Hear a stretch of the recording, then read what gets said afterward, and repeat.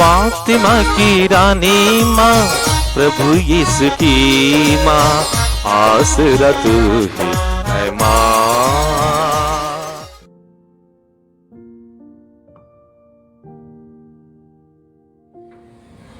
पहला पाठ शोक गीत, अध्याय 2, पद संख्याएं 2, 10 से 14, 18 से 19। प्रभु ने निर्दयता पूर्वक यूदा की सब घरों को नष्ट किया। उसने क्रोध के आवेश में आकर यूदा की सब गढ़ों को ढा दिया। उसने उसके राज्य और उसके शासकों को अपमानित किया और मिट्टी में मिला दिया।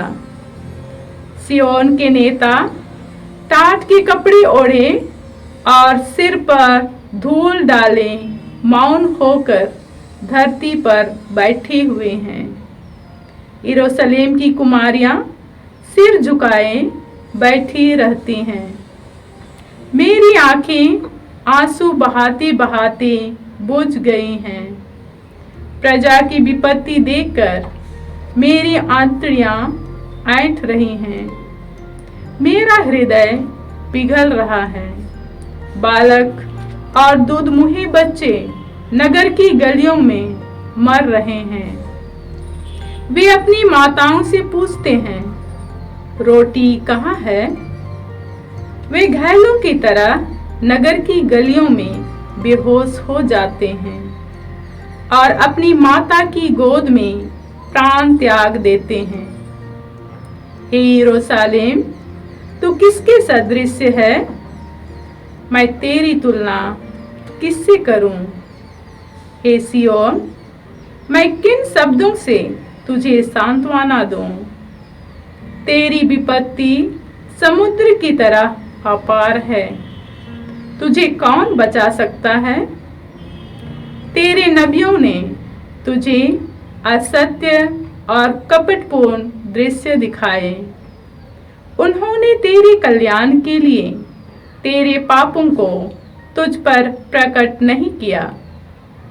उन्होंने तुझे व्यर्थ और भ्रामक भविष्यवाणियां सुनाई। तू सारे हृदय से प्रभु सिय्योन के रक्षक की दुहाई दे। तेरे आंसू रात दिन नदी की तरह बहते रहे। तू प्रभु को निरंतर रोते हुए याद कर। तू रात भर प्रभु की दुहाई दे।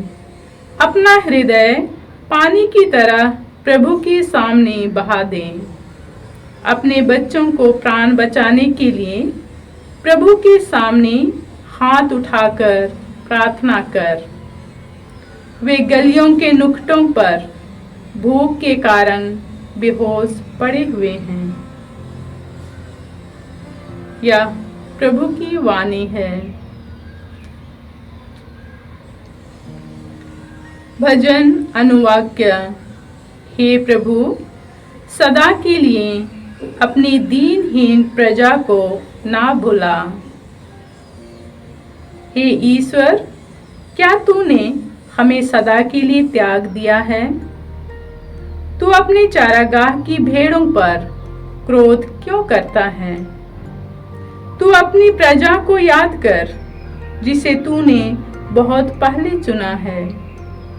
इस वंश को जिसे तूने बचाकर अपना लिया है। सिय्योन के पर्वत को जिसे तूने अपना निवास बनाया है। अनुवाक्य। हे प्रभु, सदा के लिए अपनी दीनहीन प्रजा को ना भुला।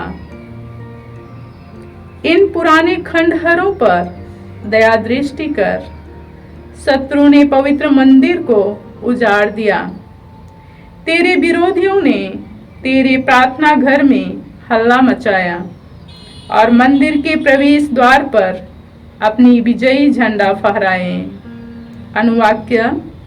हे प्रभु, सदा के लिए अपनी दीनहीन प्रजा को ना भुला।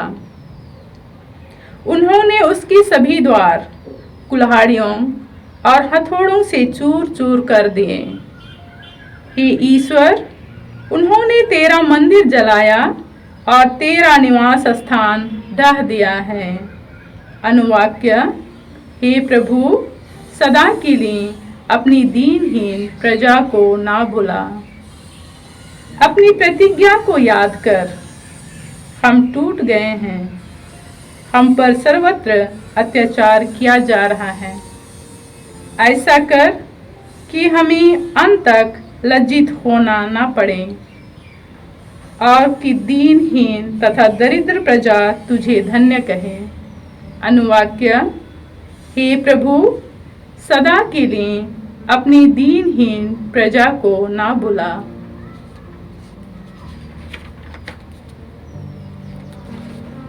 जय घोष। हालेलुया। उसने हमारी दुर्बलताओं को दूर कर दिया और हमारे रोगों को अपने ऊपर ले लिया। हालेलुया। प्रभु आप लोगों के साथ हो और आपके साथ भी। संत मत्ती के अनुसार प्रभु का पवित्र सुसमाचार। प्रभु की जय। इस कफरनहूम में प्रवेश कर ही रहे थे कि एक शतपति यीशु के पास आया और उसने उनसे निवेदन किया, प्रभु, मेरा नौकर घर में पड़ा हुआ है, उसे लकवा हो गया है, वह घोर पीड़ा सह रहा है। ईसा ने उससे कहा, मैं आकर उसे चंगा कर दूंगा। शतपति ने उत्तर दिया, प्रभु, मैं इस योग्य नहीं हूं कि आप मेरे यहाँ आए। आप एक ही शब्द कह दीजिए और मेरा नौकर चंगा हो जाएगा। मैं एक छोटा सा अधिकारी हूं, मेरे अधीन सिपाही रहते हैं। जब मैं एक से कहता हूं जाओ तो वो जाता है, दूसरे से आओ तो वो आता है, या करो तो वो यह करता है। ईसा यह सुनकर चकित हो गए और उन्होंने अपने पीछे आए हुए लोगों से कहा, मैं तुम लोगों से यह कहता हूं, इस्राएल में भी मैंने किसी में इतना दृढ़ विश्वास नहीं पाया। मैं तुमसे कहता हूं, बहुत से लोग पूर्व और पश्चिम से आकर इब्राहिम, इसहाक, याकूब के साथ स्वर्ग राज्य के भोज में सम्मिलित होंगे, परंतु राज्य की प्रजा को बाहर अंधकार में फेंक दिया जाएगा। वहां वे लोग रोएंगे, दांत पिसते रहेंगे। शतपति से ईसा ने कहा, जाइए, आपने जैसा विश्वास किया वैसा ही हो जाए। वह उस घड़ी उसका नौकर चंगा हो गया। पेतरुस के घर पहुंचने पर ईसा को पता चला कि पेतरुस की सास बुखार में पड़ी हुई है।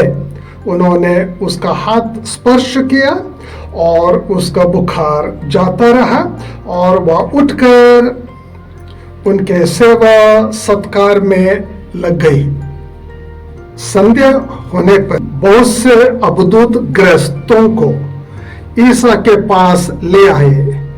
ईसा ने शब्द मात्र से अबदूतों को निकाला और सब रोगियों को चंगा किया। इस प्रकार नबी ईसायास का यह कथन पूरा हुआ, उसने हमारे दुर्बलताओं को दूर कर दिया और हमारे रोगों को अपने ऊपर ले लिया। यह प्रभु का सुसमाचार है। क्रिस की जय। Praise the Lord. सबको जय यीशु।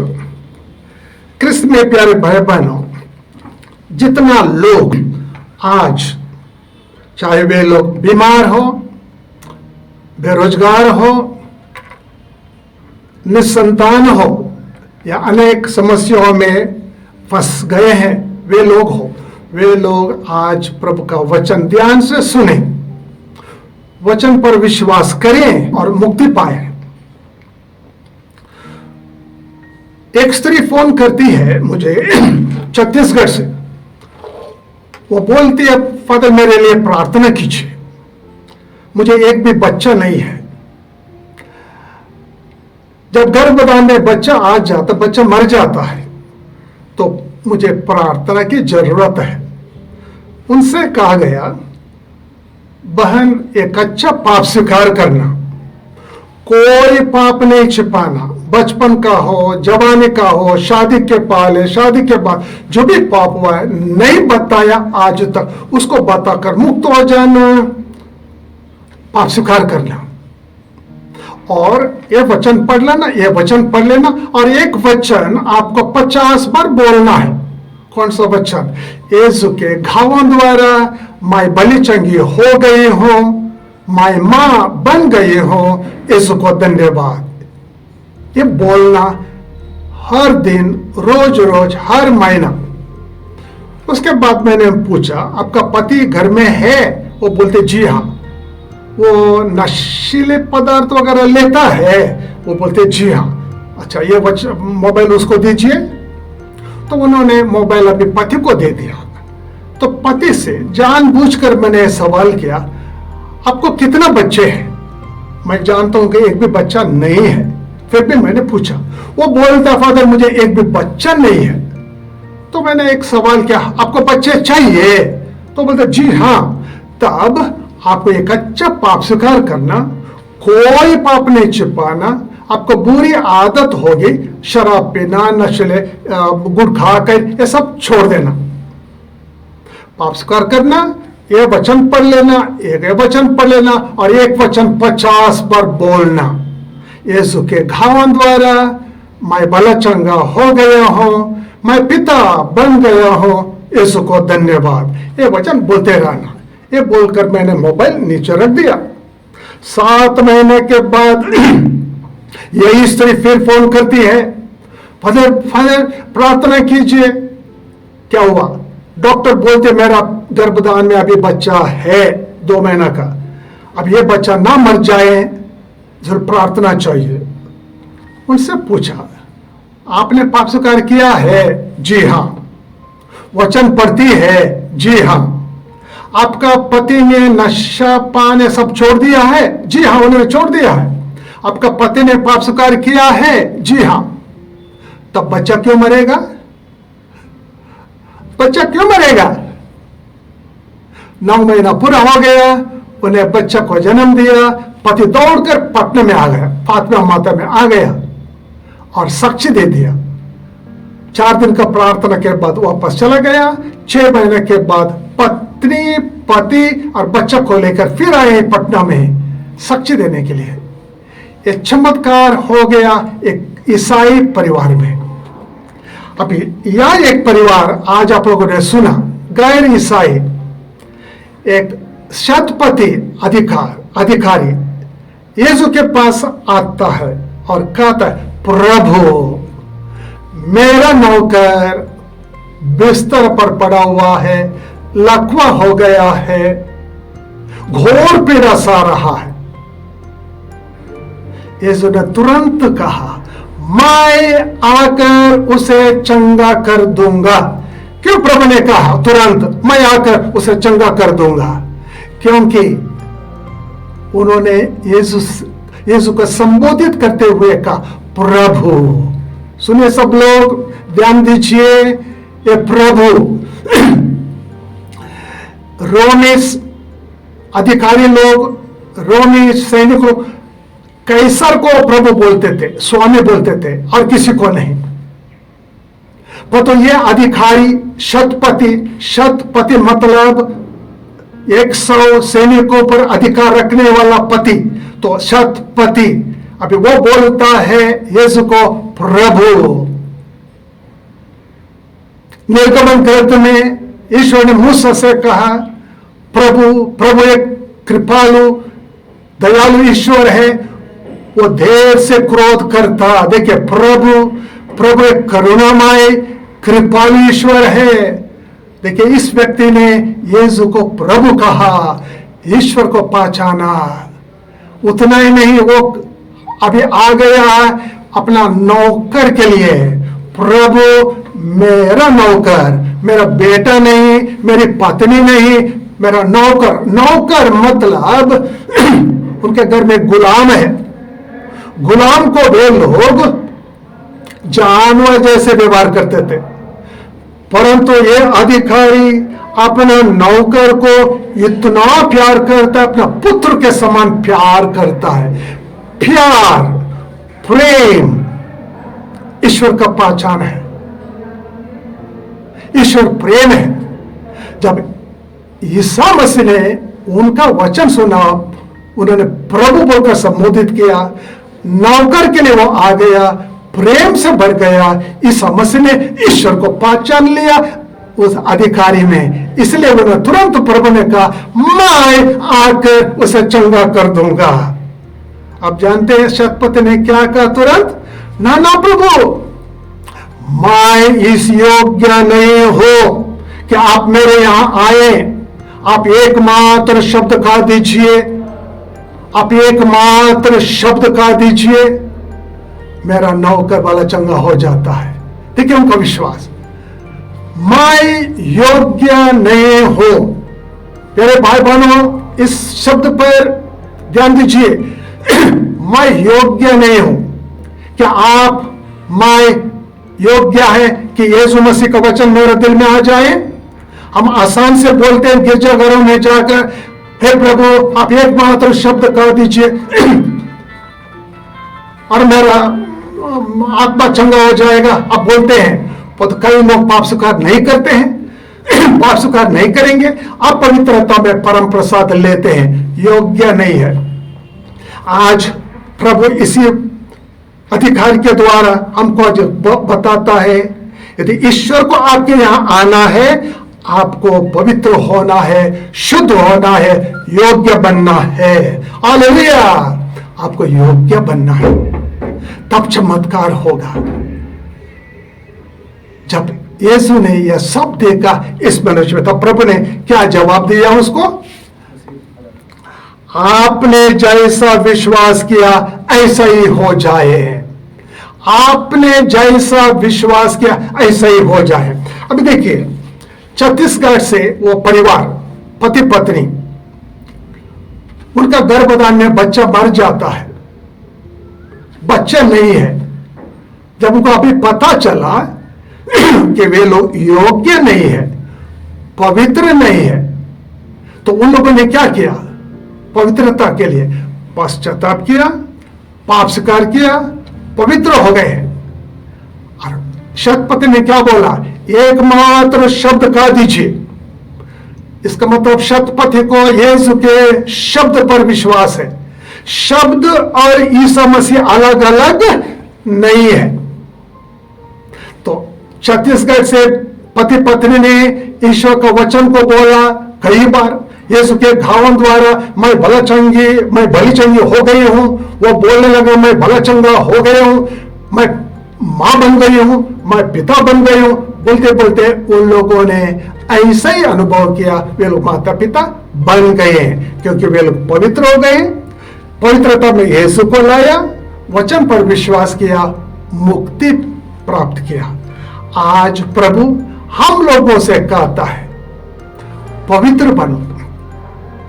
मेरा वचन मैं हूं। ईश्वर का वचन आत्मा और जीवन है। यीशु मसीह ने खुद कहा संत यूहन्ना का सुसमाचार में अध्याय 6:63 में, हम लोग यही प्रभु का वचन पवित्रता में सुनकर विश्वास करें और यीशु को अपना घर में लावे। मैं तुम्हारे यहां आकर उसको तुमको चंगा कर दूंगा। मतलब आज प्रभु हमारे घर में आता है, शारीरिक रूप से नहीं, वचन के द्वारा। वचन पर विश्वास करना, वचन के द्वारा प्रभु मेरे यहाँ आकर मेरा आत्मा में वो बस जाता है। और जहां जहां अंधकार है, जहां जहां बीमारी है, प्रभु निकाल कर मुझे मुक्ति प्रदान करता है। आइए क्रिस्त में प्यारे भाई बहनों, हम प्रभु का वचन पर विश्वास करें। आज प्रभु को धन्यवाद दें। ये पिता ईश्वर, आज हम लोग आपको धन्यवाद देते हैं। आपका वचन में आत्मा और जीवन है। मेरा जीवन वचन में है, उस वचन को मैं अपनाता हूं। आपका वचन मेरा शरीर में दया बन जाए। ये पिता ईश्वर, तो सदा मेरे साथ रह जाइए। आमीन।